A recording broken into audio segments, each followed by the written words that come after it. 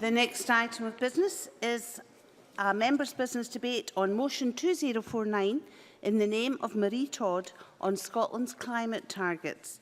The debate will be concluded without any questions. Would those members who wish to speak in the debate please press the request to speak buttons as soon as possible? And I call on Marie Todd to open the debate. Up to 7 minutes, please, Ms Todd. Thank you, Presiding Officer. This is the first time I've had an opportunity to open a members' business debate since being elected in May. Climate change is one of the defining issues of our age. Although there may still be some doubters, the vast majority agree with the science. Just this morning, one of my staff texted me to say, "It's the middle of December, it's 12 degrees in Shetland. I rest my case on climate change." This subject is a priority for me, and it's vital to communities across the region that I represent. There are few nations that could claim to have embraced renewable energy with as much enthusiasm and success as Scotland. The Highlands and Islands, which I represent, is a rich source of renewable energy potential. Our seas contain half the UK's tidal resource and a quarter of the tidal resource in Europe. They also contain about 10% of Europe's total wave resource. We have it all. We have plenty of wind all year round, onshore and off, and long days of sunlight on those few days that the wind might not be blowing. Renewables are a major source of industrial work in the Highlands and have helped to sustain economic growth and employment. And Scotland has the potential to be a world leader in this industry. And because of the ambition and commitment of the Scottish Government, we are well on the way to being one. In the last decade alone, the total output of renewable energy has more than doubled, and more than half of Scotland's electricity needs now come from renewables. The Highlands and Islands are home to a number of leading projects in renewable energy. In Orkney, the world's largest tidal turbine, I'm always finding that tricky to say, began trials in August. And in Shetland, power was exported to the grid for the first time from a pair of tidal devices. The world's largest tidal stream array project, Maygen, is in the Pentland Firth. And Burradale Wind Farm in Shetland holds the world record for the highest capacity of a wind farm. Making full use of our abundant natural resources will boost the region, but good stewardship will also be vital. We live in a stunningly beautiful part of the country with abundant wildlife, so of course we need to be careful and assess the impact of harnessing these assets. With care and good science, we can do that. We all agree that a step change in our ability to generate low-carbon electricity is required, and large-scale projects like the Beatrice Wind Farm in the Moray Firth will generate jobs at Nigg and boost the economy, as well as contributing to that step change. Make no mistake, the greatest threat to our wildlife today is climate change. It's climate change which threatens our wildlife, not renewable projects, which is why the charities who commissioned this report are so supportive of renewable energy development. In terms of moving beyond renewable electricity, the Highlands and Islands have some really exciting projects in heat generation and in energy storage. In Shetland, Star Renewables is investing in renewable heat energy with loan funding from the Scottish Government. They're developing plans to add a large-scale seawater source heat pump, which will help to expand an existing district heating network. Thurso is home to the UK's largest lithium-ion cell manufacturing plant, AGM Batteries Limited. With other Scottish partners, it's creating the next generation of battery technologies for electric vehicles and hybrid vehicles. And in Orkney, a hydrogen project is using tidal and wind power to produce fuel for the local ferry fleet. In the first phase, a harbour-based fuel cell will provide overnight power to the inter-island ferries, replacing diesel generation. Of course, fuel poverty is such a significant issue in the Highlands and Islands.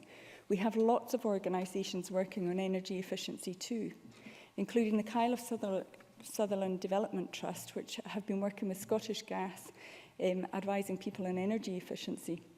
Improving energy efficiency and decarbonising energy is particularly challenging in rural areas. And given the scale of the problem of fuel poverty in my region, it's absolutely essential that any government policy does nothing to worsen this situation. Scottish renewable businesses are exporting their innovations globally, working in more than 40 countries around the world. in every continent except Antarctica, which is something we can all be really proud of. An example of this, again from my own constituency, is the European Marine Energy Centre based in Orkney. They've just been called upon for development of a wave and tidal energy industry in Nagasaki in Japan.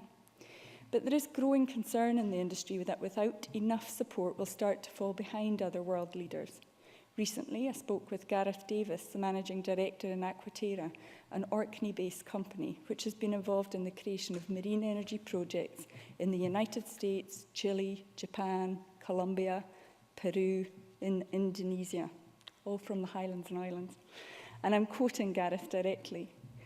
Having seen the UK give away its leadership and ownership of wind technology, we said we wouldn't repeat the same mistake again. Yet the UK is setting itself on a pathway to do just the same with marine energy. The UK has learned so much, achieved so much, and benefited so much, yet Canada, France, and Southeast Asia, Japan, and China are set to reap the longer-term benefits. They say to make a mistake once is forgivable. To do the same again is stupidity. Orkney companies have travelled to over 20 countries around the world in the last 9 months, seeking out work and opportunities to keep their staff in Orkney employed into the future. This is a direct impact of the UK government's failure to set a fair and reasonable CFD framework for marine energy and island wind. We can't afford to give away our position of leadership in the marine energy industry. To sum up, I welcome this report. It's a really valuable contribution to the debate. I know that the Scottish Government is carrying out its own detailed research to assess how best to achieve carbon reduction targets at the lowest cost to the economy. And I look forward to the publication of the draft Energy Strategy and Climate Change Plan in January. The Scottish Government's record speaks for itself, and under the First Minister's leadership, I know that the ambition remains high. That's why we're already committed to introducing a new climate change bill with higher targets. Ambitious targets have helped to drive innovation in the past, and I want to see ambitious targets drive them into the future. Thank you. Speeches of 4 minutes, please. Maurice Golden, followed by Claudia Beamish. Thank you, Deputy Presiding Officer, and I'd like to congratulate Marie Todd on securing this debate. Climate change is a great challenge of our times. It is a threat that affects us all, and it is a fight that requires a global response. I am proud that Scotland is playing her part. As ever, we are punching above our weight, and we are seeing some progress for our efforts. Emissions have reduced, down almost a half since 1990, allowing Scotland's annual target to be met for the first time, with significant progress in the electricity and waste sectors. Alongside this reduction has been the Scottish renewables revolution. Take 2014, for example. Low-carbon renewables accounted for almost 40% of Scotland's electricity, the highest anywhere in the UK, and Scotland led the rest of Britain by producing almost a third of its renewable energy. Last year, the figures continued to improve, with more than half of Scotland's electricity consumption coming from renewables. This is to be welcomed. These successes should be recognised, but much more remains to be done. With 2020 fast approaching, it is only right that we lift our gaze towards 2030. Looking towards the next decade, there is much for Scotland to contend with in moving towards a low-carbon economy. Transport emissions account for more than a quarter of all Scottish emissions, and the dial has barely moved since 1990 in reducing them. The good news is that the tools there are for us to use are here. Urban consolidation hubs, electric vehicles, better public transport and cycle superhighways. We must get serious on transport emissions if we are to continue to meet our targets, effect positive change and see emissions fall further. How we heat our homes is another issue hovering on the horizon. Heating consumed more than half of Scotland's energy output in 2014. Yet barely more than 5% of heating consumption was met by renewables last year. It's not more warm words from all of us that we need to heat our homes, but efficient, low-carbon heating networks. And I recognise the pioneering work of Star Renewables, based in Thornliebank in the west of Scotland, the region which I represent. Underpinning much of this is the need to be more energy efficient. Simply put, the most environmentally friendly energy is the energy that isn't used at all. Our struggle against climate change will be made all the easier by investment in upgrading our homes to at least an EPC C rating. This will also help the poorest in our society to get out of fuel poverty. So, progress has been made, but the task is far from finished. We must continue to make the case to protect our environment, create opportunities for businesses, and allow Scotland the chance to lead the rest of the United Kingdom. Let's make that case, let's look to 2030, and let's put our words into action. Claudia Beamish, followed by Stuart Stevenson.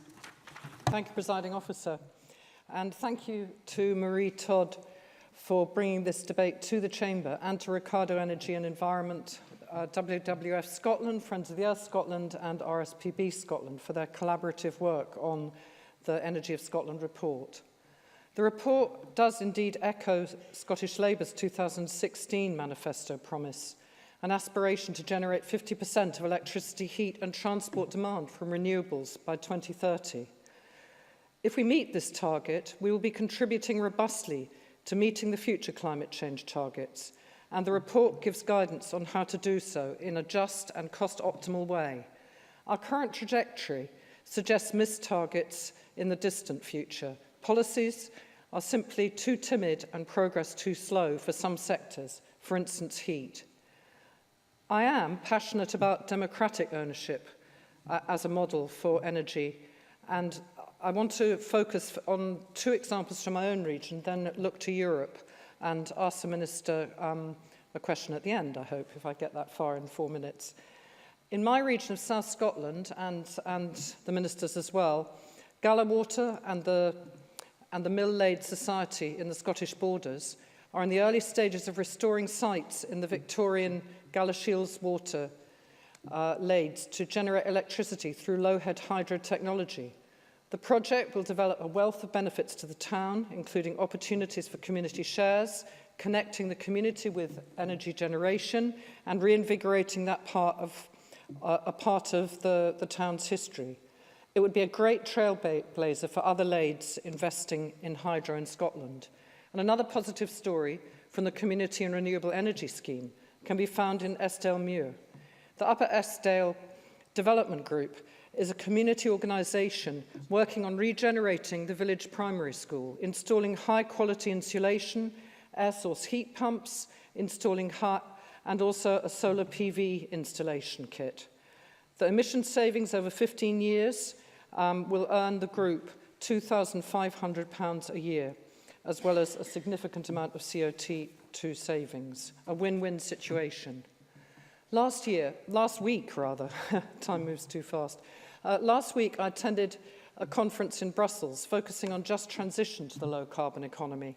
Of course, the development of transferable skills and the pay and conditions of workers in the burgeoning renewable sector is part of this fair way forward.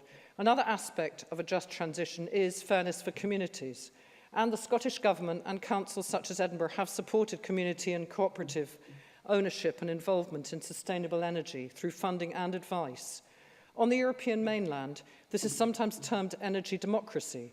There are many different models of community involvement, some more participatory than others. In Helsinki, the municipality has Finland's largest solar power plant hosted on the roof of a ski hall, whatever that is, and local residents can, I quote, order their own designated panels so that they can benefit from solar energy without having to make large investments.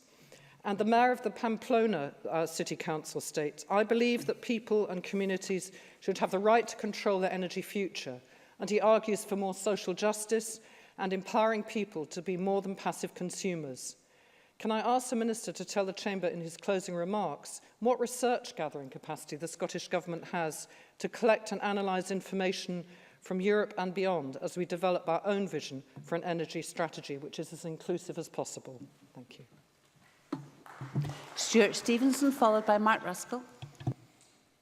Presiding Officer, may I start by wishing you a happy birthday and thank Marie Todd for securing this debate. It's always as well to get credit in with the Presiding Officer. It's just one of the rules in this place. Let me also say that I found myself agreeing with every single word that Maurice Golden said. I think it was a very worthwhile contribution. I just gently encourage him and his Conservative colleagues, perhaps, in the light of that agreement, perhaps to consider signing the motion from time to time, even if there's an SNP name on it. But that's a political point, not particularly to be stressed. The key point is that the report that's the subject of today's debate makes a lot of critical points. They're critical to our economy, to renewable energy, and fundamentally to climate change. Members will, of course, know of my personal engagement as the Minister for Climate Change, who took the bill through in 2009. Very challenging bill, and I think it's fair to acknowledge that one of the areas that's already been a subject to debate is one of the areas where the challenge is greatest, and that's heat, renewable heat. It's proving fundamentally more difficult than I think we imagined in 2009. That doesn't mean we should ignore it because it's difficult. On the contrary, it is the difficult things to which we must now turn our attention, but we do so based on the successes we've had in other areas. Transport remains difficult, I absolutely accept. Let me just tell you a little story on that one. When I was Minister, I went to the Eco-Congregations meeting. It was in a rural area. We had people from all over Scotland who were enthusiasts for making groups of faith groups more ecologically friendly. I found a ready ear for the things I had to say, and then I made the mistake of saying, those of us, like myself, who live in a rural area, perhaps in transport, one of the things we might think about doing is just coordinating with our neighbours our visits to the local towns to do our shopping. I can only describe what happened as all heydays broke loose. I use the word carefully, Presiding Officer, because it turned out that even in the most enthusiastic climate change adopters, it, to some extent, was for everyone else to do, not for them. And I think that's the big challenge. The challenge lies with the people and our persuading people to new ways of working. Now, the UK has been doing reasonably well in the rankings, although it's going a little bit backwards at the moment. Scotland is a 700th of the world's emissions, and I think it's broadly recognised as being one of the leaders, albeit there are other areas of the world where, in certain respects, they're doing better to us. The leadership that we've displayed, I think, is being challenged by some of the policies on renewable energy from the UK. But I have hopes, because I think there is economic benefit from addressing climate change. We create new jobs. We reduce our long-term costs, because after all, the raw material for renewable energy is all but free once you've made the capital investment. And I think these are all things which we can all look at and hope that we can move forward on. For Scotland, of course, we have engineering skills, particularly in relation to offshore installations, that we can leverage across from our oil and gas industries into new offshore renewable energies. First mover advantage is still there for us to grasp. I hope that this debate is a useful contribution, just as the paper we're discussing today and the work of WWF Friendsworth and RSPB has made a very excellent contribution to the issue of climate change. I look forward to listening to my colleagues' contributions. Presiding Officer, once again, happy birthday. Thank you, Mr Stevenson. I've got Mark Ruskell to be followed by, you've got me all confused now, Ruth Maguire. Thank you. Thank you, Presiding Officer. Can I associate myself with the celebratory remarks from Stuart Stevenson? I'm not going to sing happy birthday to you, perhaps in this chamber, but maybe later. And can I also declare an interest as a Stirling councillor. Now, it's the second time in 2 weeks that we've debated the future direction of our energy policy and the importance of an all-energy target that encompasses heat, transport and electricity.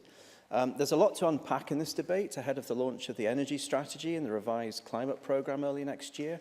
So can I thank Marie Todd for giving us all some welcome extra space to do that. Now, I very much welcome the Energy of Scotland report produced by the environmental NGOs. I think it reinforces the separate work conducted by Scottish Renewables earlier this year, which also concluded that an all-energy target of 50% by 2030 was a desirable yet achievable stretch target. Now, setting such a target would provide confidence and certainty in the way that our early targets on renewable electricity did for industry. But of course, targets on their own are not enough, and I accept the points raised by the Minister in last week's debate that research is required surrounding the implementation of such a target. But I would hope that with the final touches hopefully being made to the energy strategy, that we would be nearing the end of that process rather than being stuck at the beginning. And there is, of course, an element of chicken and egg. Set a target, then innovation, research, development will flow, provided there's the right regulatory, planning, fiscal regimes to underpin it. Don't set a target and the direction of travel is too uncertain for investment.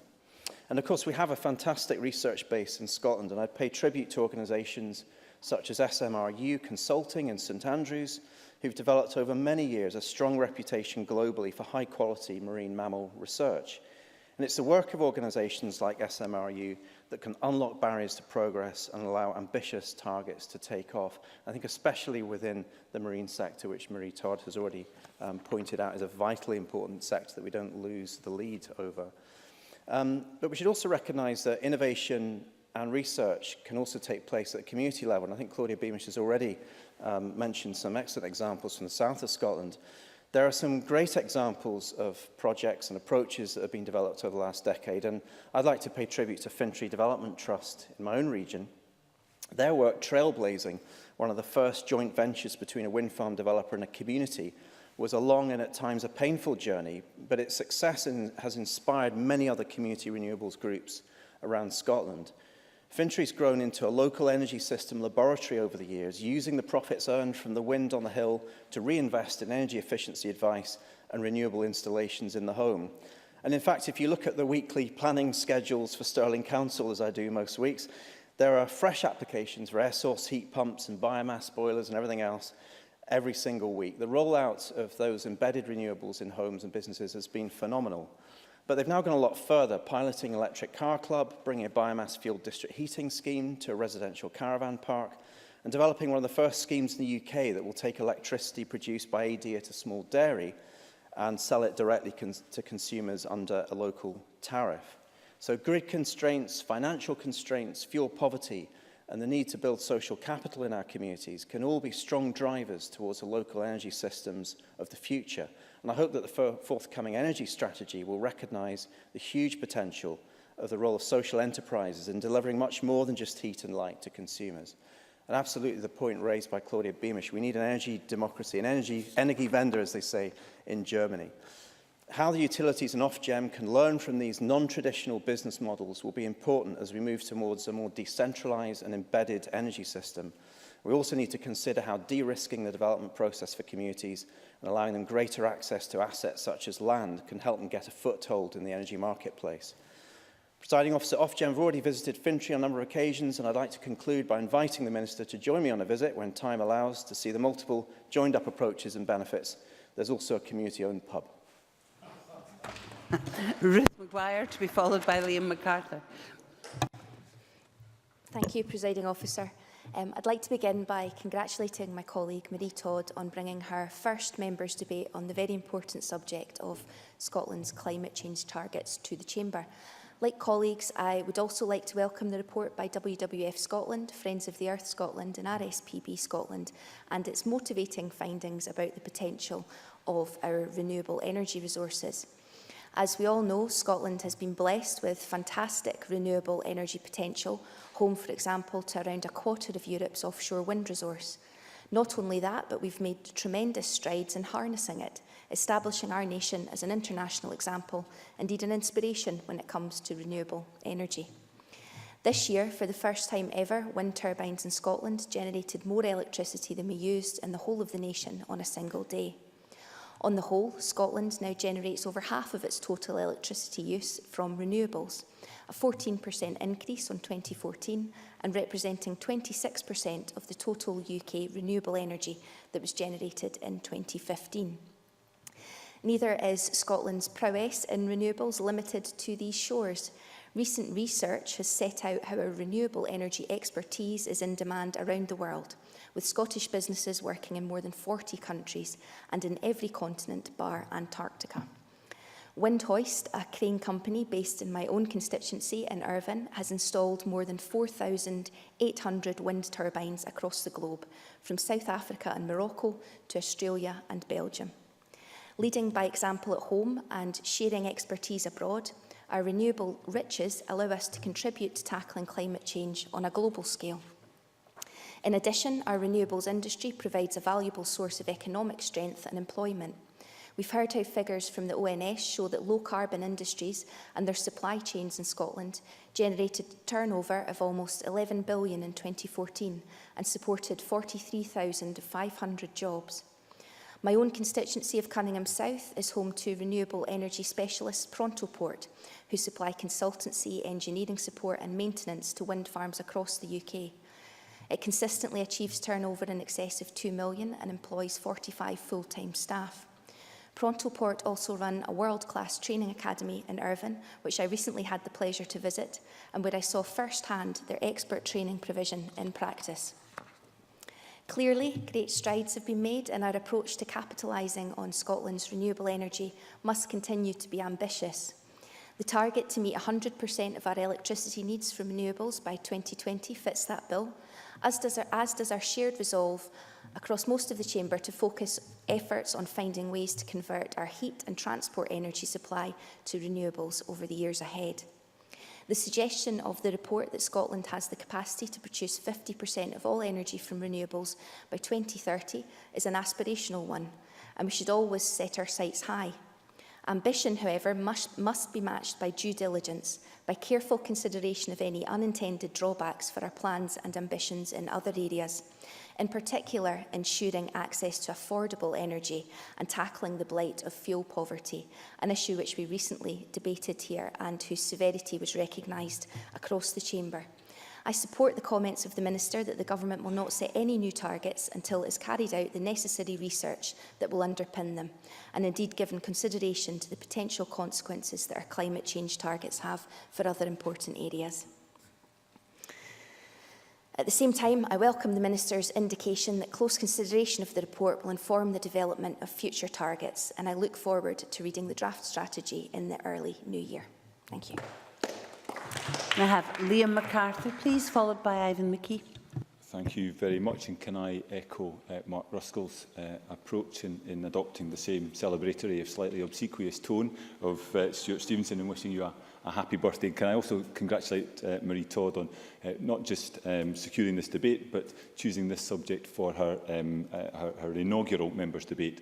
It is, as she said, very much at the heart of what the Highlands and Islands region is all about. Can I also congratulate WWF and the other NGOs involved in the preparation of the report, which again, as Mark Ruskell said, echoes some of the findings of the Scottish Renewables report earlier in the year. And I think that 50% target for energy from renewables by 2030 is achievable. I can understand why the Scottish Government feels the need to go through the due diligence, but we are approaching the point where I think we will need to see the Government show its hand. I think I would urge them to be ambitious in this area.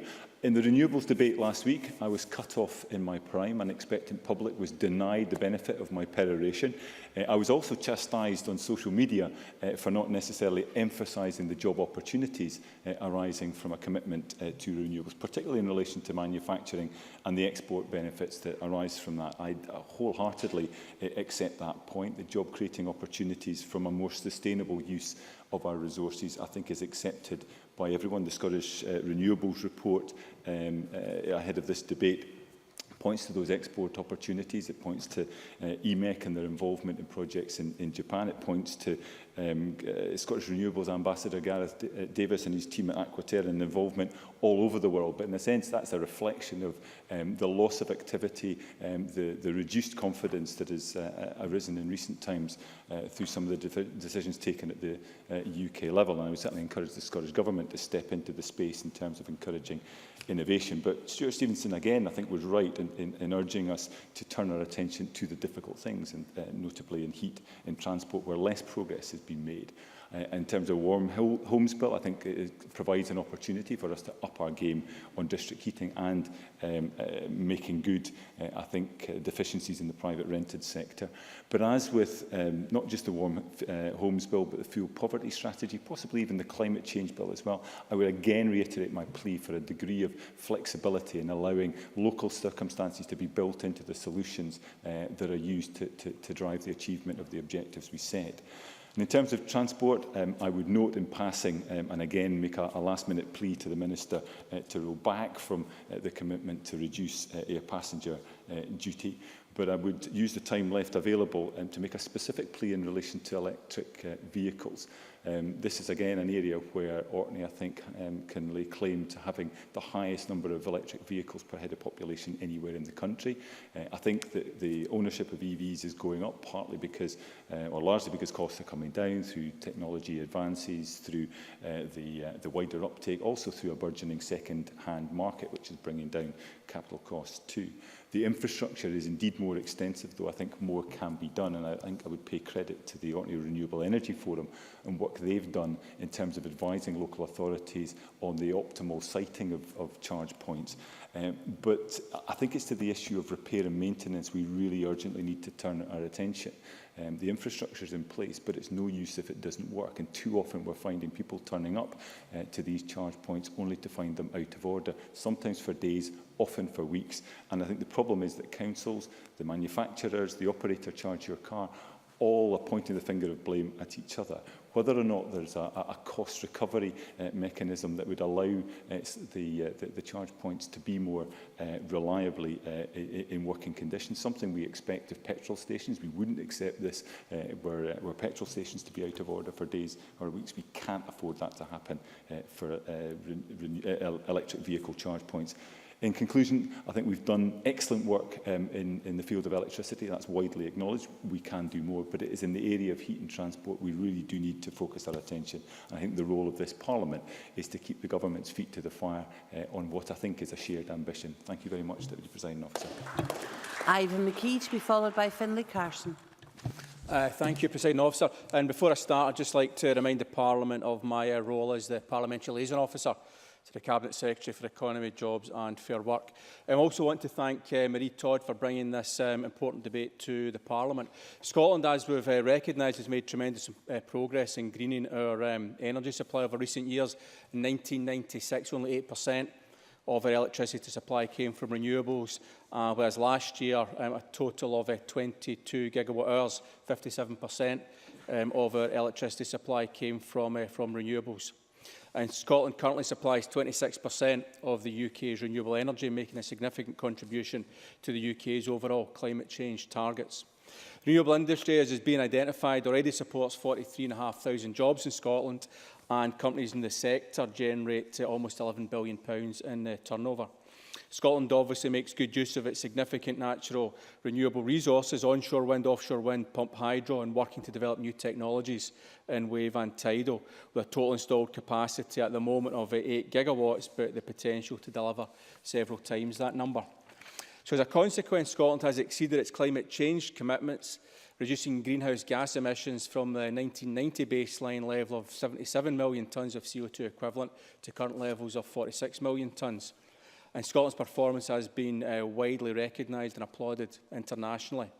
The challenge to achieve 50% of electricity from renewables has been exceeded, and the next task to reach 100% of electricity from renewables is within our sights, with significant quantity of on- and offshore wind generation consented, 1 gigawatt of pumped hydro capacity ready to go, waiting only on the UK Government to provide a route to market. We're well on our way to the next milestone. Beyond that, the challenges to green the rest of our energy mix in transport and heat are more difficult. Together, those account for 3/4 of our total energy demand.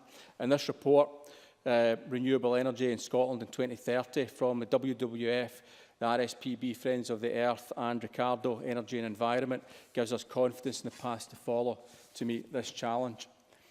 So the challenge ahead will require a number of technological, economic, cultural and political barriers to be overcome. And this report makes a significant contribution to the debate around how best to proceed. It portrays a vision of what Scotland's energy supply would look like by 2030. The growth in energy generation from renewables will continue, and by 2030, perhaps 140% of electricity supply coming from renewables, enabling Scotland to export this resource, installing an extra 8 gigawatt of renewable capacity, supporting an extra 14,000 jobs, and the cost of renewable generation continuing to fall through economies of scale and technological advances. Low-emission vehicles will become the norm, with a proliferation of electric vehicles both for public and private transport, and the drop in petrol and diesel use also delivering significant health benefits. Heat provides the most challenging target and the biggest prize, more than half of energy consumption in Scotland generated by heat. Use of heat pump technology, for example, like that developed, manufactured and exported by Star Renewables, already mentioned earlier by Maurice Golden, will become the norm. Heating homes and businesses, aided by an ongoing programme of energy efficiency measures driving a demand reduction of 20%. It's anticipated that 40% of energy for heat could come from renewable sources by 2030. All of these aspects of energy policy will feed into the Scottish Government's energy strategy, aligned closely with the Government's forthcoming climate change strategy, pointing the way forward for renewable energy use and for the boost to our economy, from Scotland becoming a leader in the design, manufacture and export of these technologies. Just before you begin, Mr Carson, I know we're all very, very keen to hear Mr Carson and the Minister in this debate, but we are running out of time. So I'm minded to accept a motion without notice under Rule 8.14.3, and that allows us to extend the debate by up to 30 minutes, which you don't require to use, may I point out. So may I invite Marie Todd to move a motion without notice? Moved. Thank you very much. Do members agree to extend the debate? That's agreed then. I now call Mr Carson. Many happy returns, Deputy Presiding Officer. I'd also like to congratulate Marie Todd on securing the debate this afternoon and thank WWF Scotland, Friends of the Earth Scotland and RSPB for their report, which has been referred to in today's motion. Back in June 2009, this Parliament passed the Climate Change Scotland Bill with support from across the Chamber. The legislation was hailed as world-leading and demonstrated the Scottish Parliament's willingness to step up to the plate and show leadership by signing up to this ambitious target. I knew I shouldn't have extended all that time. No, Mr Stevenson. No, it really just would be appropriate in the light of the remarks that are being made to recognise the leading role that our late friend Alec Johnson played from the Conservative benches in that particular bill. I think it would be appropriate to recognise that, Presiding Officer. Well said, Mr Stevenson. Finlay Carson. Thank you for that. I appreciate that intervention. Looking forward, as the report in question today does, there's still a lot more work to be done.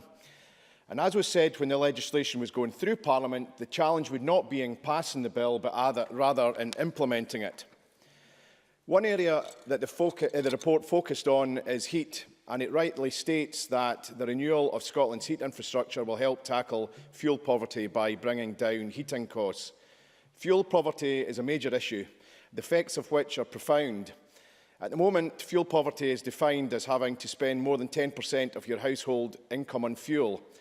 In order to address this, the Scottish Government aimed to eradicate fuel poverty by November 2016, which was last month.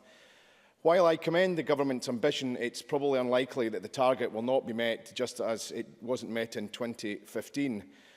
Although there is a welcome decline of 4%, over 30% of the households were still fuel poor and over 8% were living in extreme fuel poverty.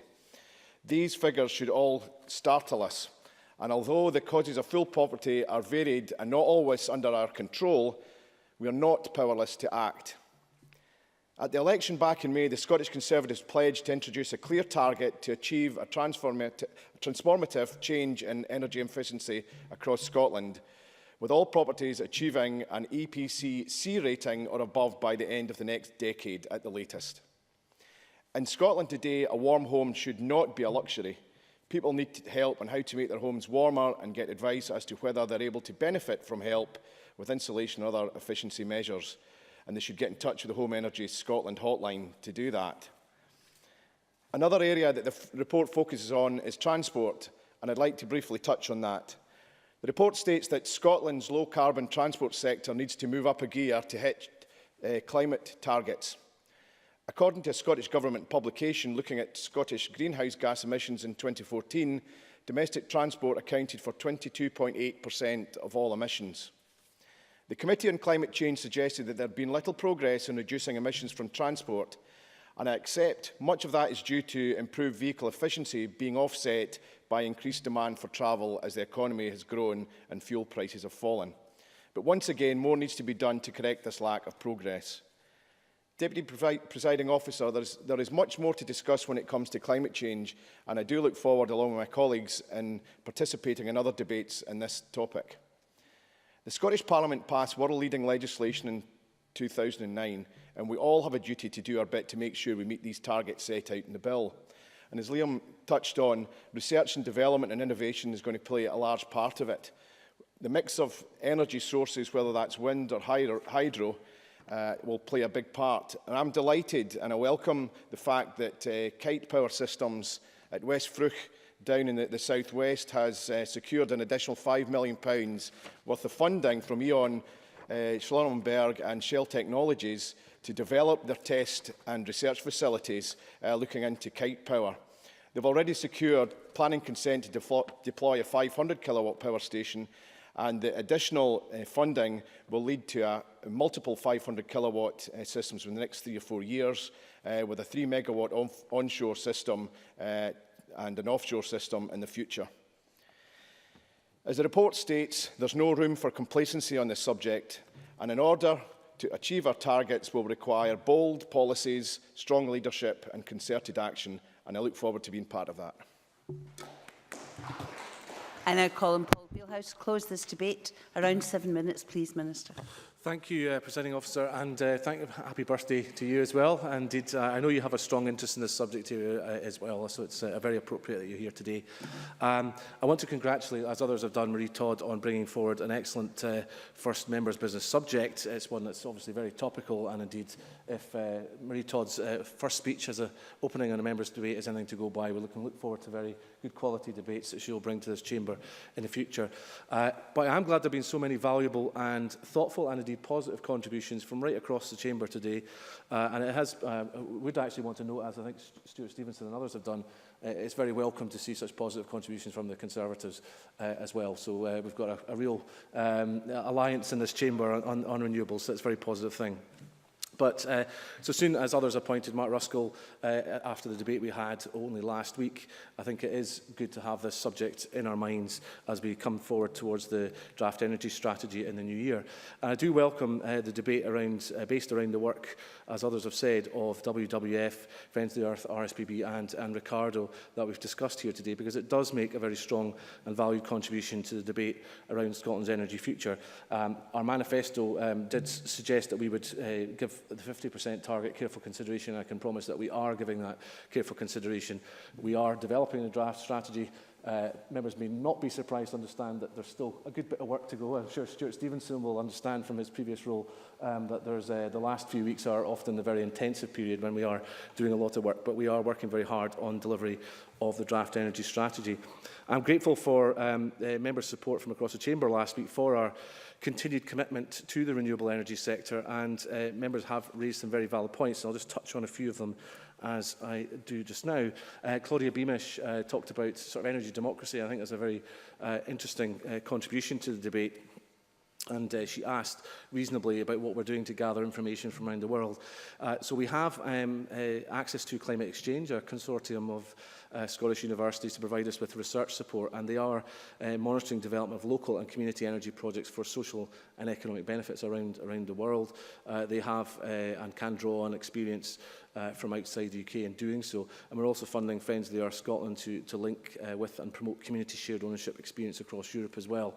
So we are not blind to the fact there may be good practice out there in the rest of the world we can learn from and take forward in our approach in Scotland. Maurice Golden, I think very reasonably, I'll touch on it later, talked about heat, and indeed Finlay Carson just finished on that subject, and I will come back to that shortly. I think it is a very important area. 54% of our energy consumption is in the form of heat, so they're right to highlight the importance of progress there, and indeed in transport as well. And we do accept there is more needs to be done if we're going to achieve our climate change targets beyond 2020. I want to also pay tribute to Stuart Stevenson, because he was, I don't have many opportunities to do so, but I think today, particularly because the Minister who took the legislation through Parliament, I was incredibly proud when I was his successor to be able to speak about the achievement that Stuart and the team across the Chamber had in having a universally supported piece of legislation, which is so unusual in a global context and in taking on such an important global challenge. Mark Ruskell invited me to visit Fintry. I'd be more than happy to do so. I'm very aware of the very good work that's being done by the Fintry Development Trust, but I'm keen to see for myself exactly the impact it's having, and very interesting to hear about the embedded renewable technology which is being, he's seeing in his planning documents coming through Stirling Council. So that is useful to know. Ruth Maguire talked about the important local business like Windhoist and the work they're doing across the globe to install turbines, and I'm certainly keen to learn more about the business, because the more I learn about important local businesses in areas like Irvine who are involved in renewables, I can obviously push that message to developers who are looking to invest in Scotland, indeed further afield. And Liam MacArthur raised a very important point about the condition of the technology we've invested in terms of the implementation of our strategy on EV rollout. And I clearly would look to find out more information about the condition of the equipment in Orkney and see if there's anything can be done to do that. I would, for the presiding officer. Liam MacArthur. Thanks very much. I mean, just to be clear, the infrastructure in Orkney tends to be reasonably well maintained. Actually, the problem is often on routes like the A9, where people are travelling large distances and very much dependent on there being a rapid charge and functioning at the point at which they need it. Paul. Thank you. Thank the presiding officer. Thank Liam MacArthur for that clarification. That will be very helpful in terms of fine-tuning the approach I would take. I would just highlight for members' benefit, this is in the context of our current review of Switched On Scotland, which is the roadmap that was developed jointly with industry on the adoption of plug-in vehicles. So that is under review, so we can look at the issue about maintenance in the context of that, so it's helpful timing in that respect. But as has been well documented, Scotland's renewable energy industry is a UK success story, but it is also an area where Scotland has always shown great leadership, and I welcome the acknowledgement from Maurice Golden of that. Scotland met, as members have said, 57% of our electricity needs from renewables in 2015, and as Ruth Maguire highlighted, in 2014 the low carbon and renewable energy economy supported 43,500 jobs, accounting for 9.7% of the total UK employment in the sector, which is higher than our population share, but not high enough. And I think the point about focusing on jobs, we need to tie that in with our emerging kind of industrial policy and manufacturing action plan to make sure we capitalise on the opportunities, such as I hope to see, as I'm sure members do, the rollout of all the phases of the Maygen project. I would like to see us work with Atlantis, see if there's opportunities to manufacture the turbines in Scotland, and indeed other developments as they happen here as well. As members have pointed out, £10.7 billion in turnover is a very significant contribution to our economy, and last year did indeed see the largest increase in renewable heat output since measurement began. I do acknowledge the scale of the challenge we've got to deliver on our targets, but I think we should welcome the progress we've made in recent years. And it's up from 3.8% in 2014 to 5.6% in 2015, so quite a large jump in the context of the challenge we face. And as Ivan McKee stated, total Scottish renewable generation makes up approximately 26% of total UK renewables at this moment in time, and renewable electricity projects are estimated to have displaced over 13 million tonnes of carbon dioxide across the UK in 2015. So it's clear that what perhaps once regarded as a niche industry is now very much mainstream and providing very much valued jobs across the UK, but clearly specifically in Scotland we are keen to see that do more. And the Scottish Government's targets, which have been referred to by members, are consistently supportive of renewable energy. Both those approaches of having ambitious targets and consistent support have been important factors in the success of the industry here. And we also have made a clear statement of political will last week, as well as a chamber, in showing our support for the technology that we are referring to. WWF, Scottish Renewables and all the organisations calling for an increased level of ambition for renewables have recognised and welcomed the leadership and ambition shown by this Parliament as well as the Scottish Government. So I want to acknowledge the role of Parliament, and this will hopefully continue, as will a strongly collaborative approach to developing policies to achieve our shared objective of making the most of Scotland's renewables. As we do prepare our energy strategy, we are looking to work closely with RSPB, WWF, Friends of the Earth, and indeed specialists such as Ricardo, because there's much we can agree on, and we are making energy efficiency a very strong priority in that document, as you will see in due course. Certainly putting a lot of weight behind SEEP, a coordinated programme to improve the energy efficiency of homes and buildings, and not just in the domestic sector, but non-domestic buildings as well, Presiding Officer. I do agree with Maurice Golden about the issue of low-carbon heat. I'm conscious of time, so I'll keep this brief, but we have seen a very large increase in the number of accreditations. As of the end of October 2016, there have been 10,703 accreditations for the RHI in Scotland, a 21% share of UK-wide uptake, so well above our pro rata share, so that's very encouraging as well. I will come to an end, Presiding Officer. I think everyone's desperate to get away, but we've probably got Christmas parties and things to go to. I know my colleagues have, but I'm currently leading this government work on the energy strategy. I look forward to working with all members of the Chamber who bring positivity to that challenge, and I very much welcome again today's debate, and thank Marie Todd for bringing it to the Chamber, and thank all members for their very positive remarks. Because together we can achieve great things for our renewables sector in Scotland. Thank you. I close this meeting.